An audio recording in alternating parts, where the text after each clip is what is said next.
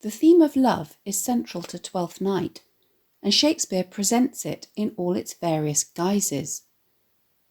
Romantic love, infatuation, sibling love, self-love, platonic love, i.e. friendship, and of course sexual love and attraction, which is never very far away in Shakespeare's plays, all make an appearance.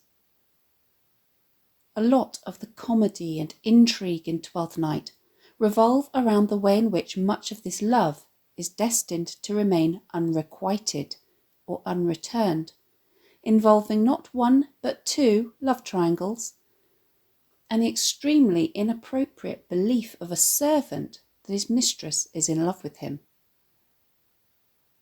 None of this, however, is what it appears to be, due to gender confusion and mistaken identity, with a couple of practical jokes thrown in for good measure.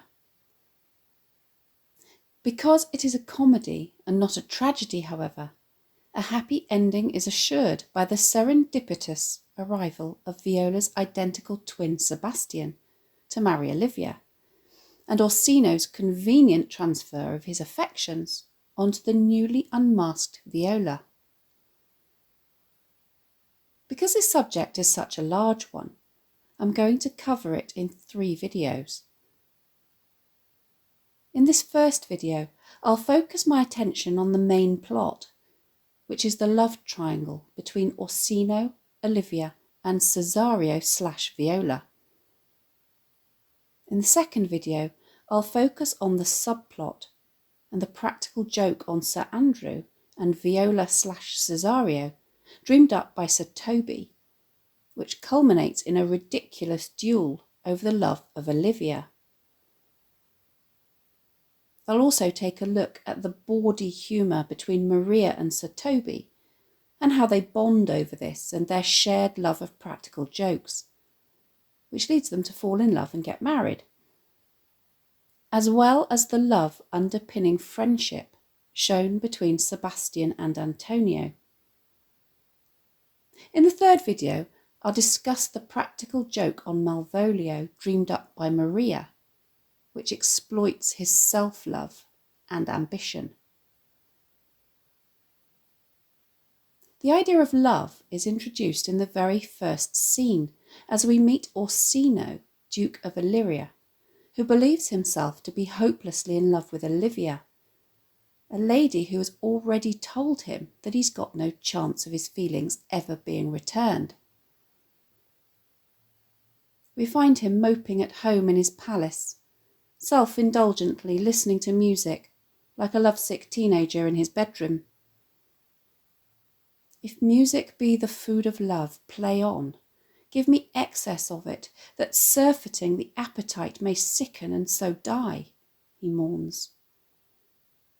In other words, if the sound of music feeds and encourages love, then he wants his musicians to carry on, in the vain hope that, in the same way that when you stuff yourself with your favourite food, you feel queasy and repulsed by it, his appetite for love will likewise die. Note how his language here is both literally and metaphorically flowery, as he describes the way the sound of the music overcomes his senses with a synesthetic effect.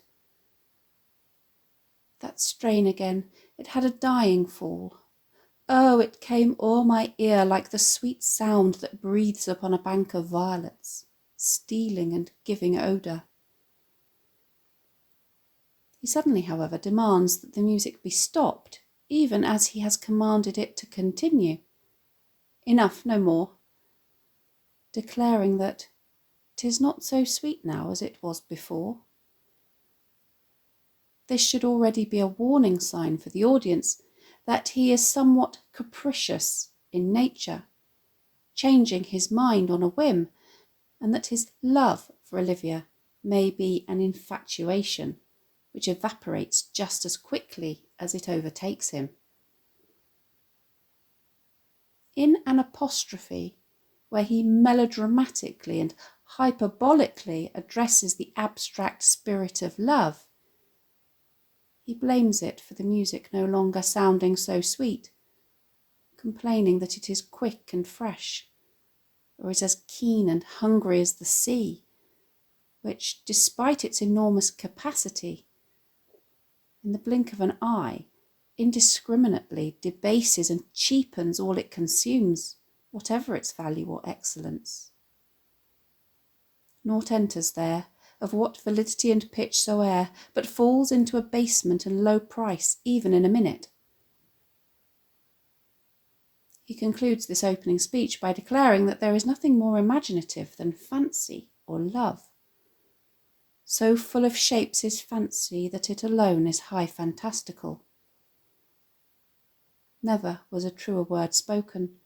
Orsino's love for Olivia is stoked purely by his imagination, as the pair don't come face to face until Act 5, and we shall also see this very idea borne out to great comedic effect later on, as the audience is treated to Malvolio's own ridiculous fantasy, as his self-love deludes him into imagining that Olivia loves him and will make him a count.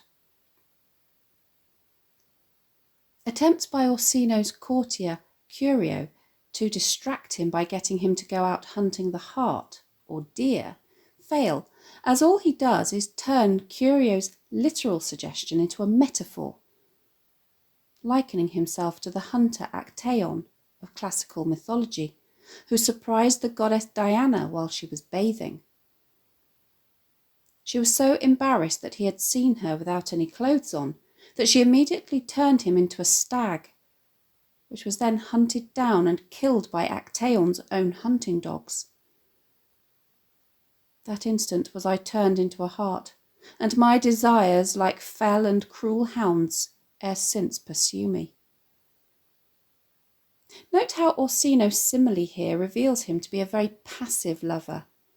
He believes that love is something that happens to you and that you have no control over it, as it relentlessly hounds you. This is reflected in his courting style, which sees him content to remain in his palace while he sends messengers out to do his wooing for him.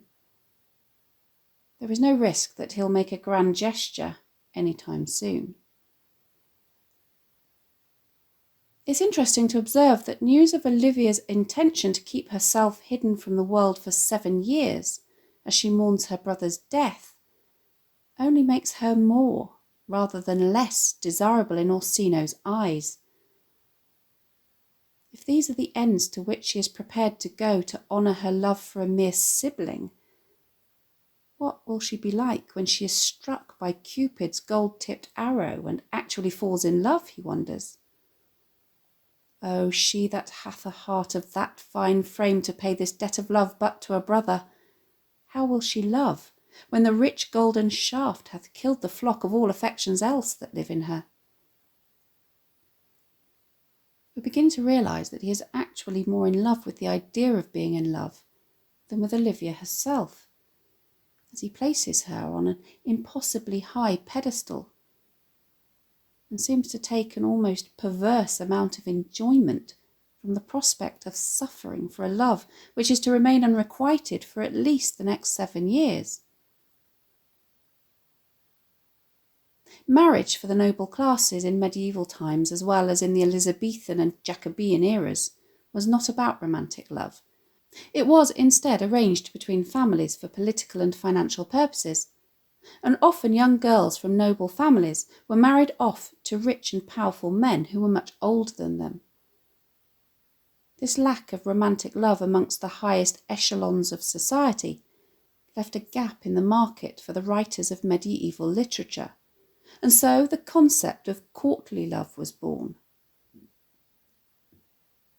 Courtly love, with its emphasis on nobility and chivalry, comprised a set of social practices which followed an established formula. A knight falls in love at first sight with a noble lady whom he worships from afar. Although she is unobtainable, usually because she is married, he nevertheless professes his undying love for her, using hyperbole and speaking in established tropes and metaphors. She, in turn, pretending to be uninterested, rejects him because she is virtuous, leading him to be overcome by the physical effects of lovesickness until such a time as he takes himself off on a series of heroic adventures and quests which he hopes will win her love. In other words, it is a romantic affair with erotic undertones that plays out along established lines, with the understanding that it will never be consummated. This medieval tradition had been revived in the Elizabethan era by the Virgin Queen herself, as a means of gaining control through her encouragement of her courtiers to woo and flatter her. And so Shakespeare's audience would have been familiar with the idea of it. We can see from the very start of the play that Orsino is a victim of the romantic ideals of courtly love, casting himself in the role of the ardent lover in the thrall of an unobtainable female, as he buys into the narrative that the only thing keeping the pair of them apart is Olivia's saintly devotion to honouring the memory of her dead brother. There is more to this than meets the eye, however. Olivia doesn't fit the mould of either the contemporary young woman of a noble family, who is a commodity to be bartered and exchanged for political and financial gain, or the helpless damsel of the courtly love tradition. An orphan with no living male siblings, she is in charge of her own fortune and therefore her own destiny, meaning that she doesn't have to gratefully marry the first eligible bachelor who makes a pass at her. She's also only unobtainable because she chooses to be, and far from being a modest and passive female, when she knows what she wants, she is not backward in coming forward, to the extent that she not only brazenly tells an obviously uninterested Cesario of her love for him. Cesario, by the roses of the spring, by maidhood, honour, truth, and everything, I love thee, so that maugre all thy pride, nor wit nor reason can my passion hide. But she also frog marches the bewildered Sebastian, who she confuses for Cesario, to the priest to extract a promise of marriage from him. Blame not this haste of mine. If you mean well, now go with me and with this holy man into the chantry by. There before him and underneath that consecrated roof, plight me the full assurance of your faith, that my most jealous and too doubtful soul may live at peace. While Orsino and Olivia are in the privileged position of being able to be very public about who they love, both romantically and fraternally, this is not the case for poor Viola, who has to suffer her heartache for much of the play in silence. She is envious of Olivia and wants nothing more than to serve her, so that, paradoxically, she may be open about the need to mourn Sebastian's presumed death in privacy, until she is ready to go back out into the world. Oh, that I served that lady and might not be delivered to the world, till I had made mine own occasion mellow what my estate is. Unfortunately, Olivia is admitting no one to her court, and so Viola is forced to don the disguise of a eunuch in a bid to serve the Duke. She's so successful in her disguise that she quickly earns the Duke's confidence, as he entrusts her with the task of wooing Olivia on his behalf, commanding that she stay outside the door until she is permitted to see her. I have unclasped to thee the book even of my secret soul. Therefore, good youth, address thy gate unto her. Be not denied access, stand at her doors, and tell them there thy fixed foot shall grow till thou have audience. How painful this must be for her as she reveals, in an aside which only the audience can hear, yet a barful strife, whoe'er I woo, myself would be his wife. This knowledge also makes this subsequent speech to Olivia even more poignant, because we can imagine her own emotions underpinning her eloquent words. as she channels her sense that her love for Orsino can never be requited. If I did love you in my master's flame, with such a suffering, such a deadly life, in your denial I would find no sense. I would not understand it. Note how she casts Orsino here in the role of the martyr, dying for his love for Olivia, as she is prepared to do for her love for him. She continues, "Make me a willow cabin at your gate, and call upon my soul within the house. Write loyal cantons of contemned love, and sing them aloud even in the dead of night. Halloo your name to the reverberate hills, and make the babbling gossip of the air cry out, Olivia! Oh, you should not rest between the elements of air and earth, but you should pity me." Here she lists a series of grand gestures which she would be prepared to make to prove her love. She would construct a hut made of willow, the emblem of unrequited love, outside Olivia's gates, and call to her inside the house. She would write torch songs and sing them out loud, even in the dead of night, and she would call her name so loudly that it would echo off the surrounding hills and throng the air, so that she would have no option but to feel sorry for her. The eagerness with which Olivia drops her vow to honour her dead brother, as soon as she has heard this gut-wrenchingly heartfelt plea, is an indication of something much more fundamental. Orsino, notwithstanding the fact that he is a good person of good breeding who is wealthy, young, well spoken of, generous and good-looking, just doesn't do it for her. Yet I suppose him to be virtuous, know him noble, of great estate, of fresh and stainless youth, in voices well divulged, free, learned, and valiant, and in dimension and the shape of nature a gracious person. But yet I cannot love him.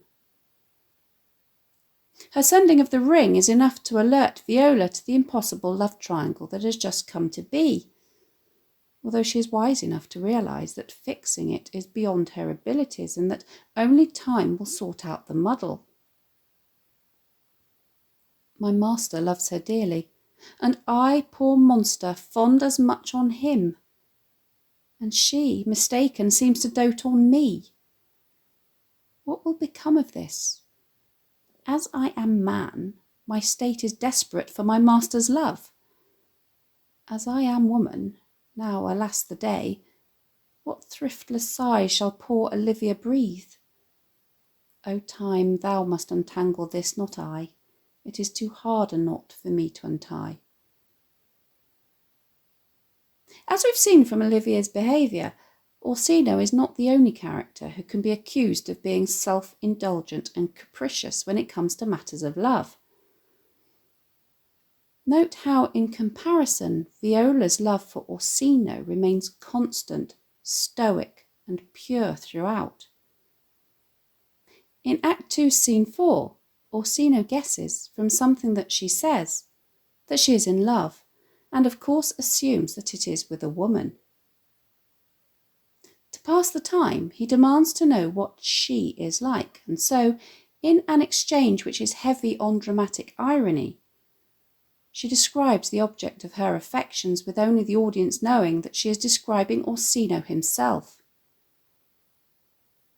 Orsino, ironically, is not impressed that she has fallen for a lady of his presumably dark complexion and looks, as fair hair and a fair complexion were considered more beautiful at this time. She is not worthy then. And his age. Too old by heaven. Arguing, in direct contradiction to his claim only a few lines earlier, that he is unstaid and skittish in all motions else save in the constant image of the creature that is beloved. That however we do praise ourselves, our fancies are more giddy and unfirm, more longing, wavering, sooner lost and worn than women's are. In other words, one minute he's saying that, as unstable and unpredictable as his emotions may otherwise be because he is in love, The one thing that remains constant is the object of his love. The next, he's admitting that men are actually quite fickle creatures who change the object of their love at the drop of a hat, because women's beauty soon fades. When Viola tries to get Orsino to come to terms with the fact that Olivia may never return his love, and that if a woman felt for him to the same degree that he professes to feel for her, then he would tell her and she would have to accept it. He dismisses her notion that the love felt by men and women can ever be compared. There is no woman's sides can bide the beating of so strong a passion as love doth give my heart. No woman's heart so big to hold so much. They lack retention. Alas, their love may be called appetite, no motion of the liver, but the palate, that suffers surfeit, cloyment, and revolt. But mine is all as hungry as the sea, and can digest as much. Make no compare between that love a woman can bear me and that I owe Olivia. In other words, the force of his heart, which is pounding with love, would be too much for any woman to endure, and indeed no woman's heart is large enough to hold the amount his can. He hates to break it to her, but a woman's love is merely lust or sexual desire, and is therefore transient. Note, however, that this is in direct contradiction to what he said only 60 lines earlier. In Elizabethan times, the liver was thought to be the seat of love, and so he is saying here that a woman's emotion doesn't originate in the liver, but in her palate, or sense of taste. And in language which recalls that of the very first lines of the play, he therefore argues that if you are led by your sexual appetite, as all women are, you can have too much of a good thing, which leads you to become sickened of it. Because his love is pure, however, it is as hungry as the sea, and so he implies its capacity is infinite. It was widely accepted at the time that Shakespeare was writing that men loved more powerfully than women, and so Orsino is not saying this to be deliberately shocking.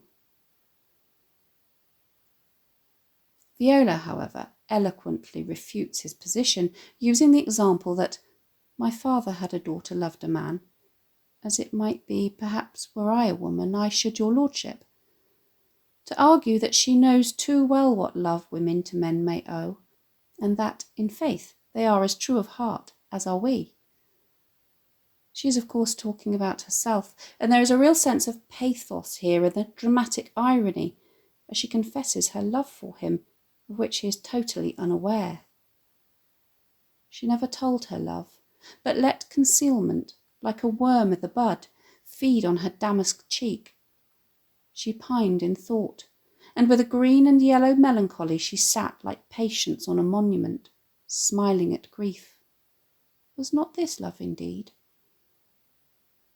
Note how her use of simile here evokes the way the pain of unrequited love is eating away at her, as all she can do is sit back and hide it behind a smile, just like the figure of a personified Patience, who was often carved on tombstones during this period. Note that Orsino and Olivia do not have any direct interaction until Act 5, Scene 1, with Orsino's love being sustained by his own wistful imagination and his futile attempts to woo her by proxy. When they do finally come face to face, he refers to her, as per the courtly love tradition, as a goddess. Here comes the Countess, now heaven walks on earth. But it only takes one blunt rejection by Olivia, straight from the horse's mouth, to achieve what numerous messengers have failed to do, as she declares in a remarkably ungoddess-like tone that she isn't remotely interested in what he has to say to her, if it's more of the same old stuff. If it be aught to the old tune, my lord, it is as fat and fulsome to mine ear as howling after music. Orsino immediately turns on her, his words of love turning to words of hatred and revenge as he calls her an uncivil and ungrateful lady who has a raven's heart within a dove, or in other words, who has a black heart within a fair body. Fortunately, however, Sebastian's arrival and his recognition of his sister Viola through her disguise as Cesario solves the problem that has proved too difficult for Viola to solve alone. We now understand the importance to the plot of both Orsino's and Olivia's fickleness, as Olivia accepts the fact that she has married Sebastian rather than Cesario with a simple, most wonderful. And Orsino, who has been subconsciously attracted to young Cesario's feminine attributes all along, wholeheartedly now accepts Olivia as his sister and switches his affections to Viola, rewarding her for her service to him, which he says was so much against the mettle of your sex, so far beneath your soft and tender breeding, by offering her his hand in marriage. All's well that ends well, at least as far as this love triangle is concerned.